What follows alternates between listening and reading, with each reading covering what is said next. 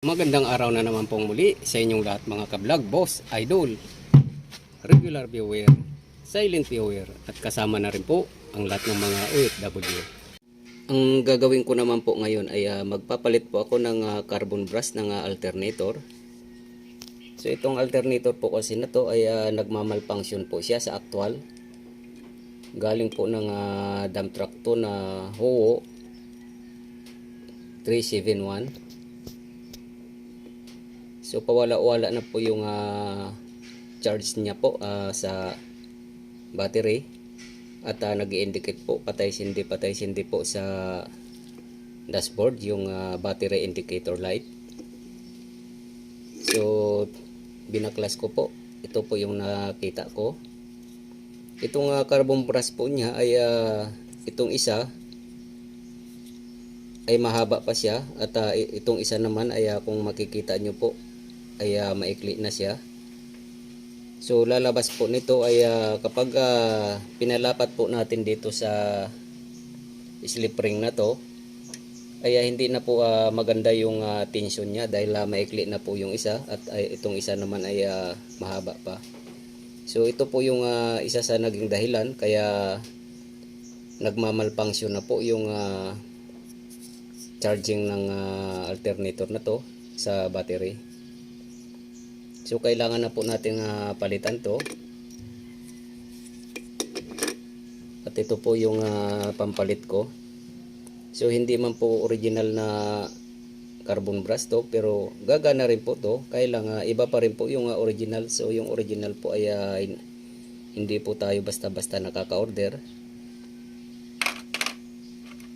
Kasi hanap pa po tayo, pero pansamantala po ay gagawan ko po ng paraan para gumana lang yung alternator na to para mayroon po kaming spare. So itong carbon brush po na to ay nandito po nakalagay sa IC voltage regulator. So itong IC voltage regulator po, kapag sinuplayan po natin ng ignition na power supply, ay kailangan po niyang tumawid dito sa mga carbon brush na to para masupplyan po itong kabuuan na alternator. Kasi kapag hindi po natin mapalitan to, yung kailangan po na power supply po galing dito ay hindi po makakatawid at hindi po makapag-create ng kuryente itong voltage itong alternator na to. Dahil po itong carbon brush ay maikli nga po at wala po siyang tension, so papatay-patay po siya. At itong voltage regulator naman po na to na IC type ay ito naman po yung nagre-regulate ng voltage para hindi po mag-overcharge yung battery. Kaya kailangan po talagang magawa itong problema na to.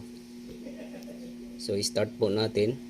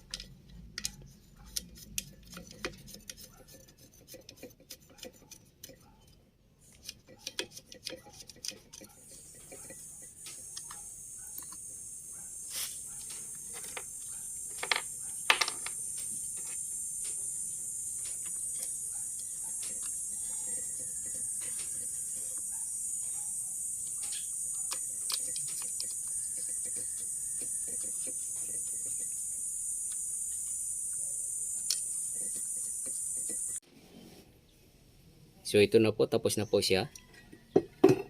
So carbon brush lang po yung pinalitan ko dahil yun po yung nakita kong may problema. At ititesting ko na lang po to sa actual mismo sa dump truck. Yan. So mayroon na po akong spare. At pwede na rin pong kung gumana po ay siya na rin po yung ilalagay sa mismong dump truck. At yung bago ay itatabi namin para mayroon po kaming spare na bago.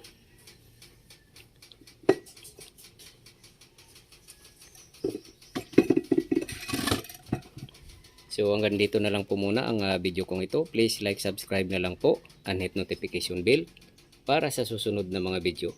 God bless all po.